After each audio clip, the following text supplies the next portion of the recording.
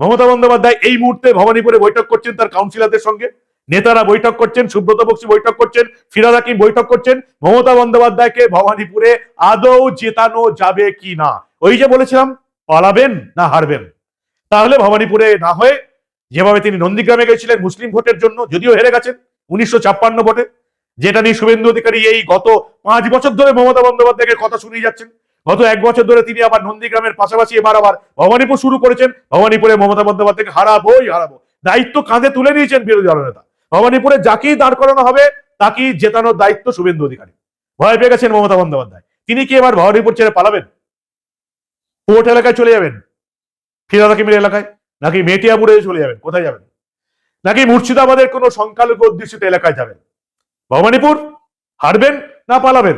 এটা এখন এই রাজ্যের সবচেয়ে বড় প্রশ্ন, যে জন্য আজকে এই শুক্রবার মিটিং করছেন মমতা বন্দ্যোপাধ্যায়, ফিরহাদ হাকিম, সুব্রত বক্সী মিটিং করছেন যে মমতা বন্দ্যোপাধ্যায়কে ভবানীপুরে আদৌ জেতানো যাবে কি না। আপনাদের কি মনে হয় ভবানীপুরে মমতা বন্দ্যোপাধ্যায় হেরে যাবেন? জিততে পারবেন তিনি ভবানীপুরের নির্বাচনে যদি দাঁড়ান?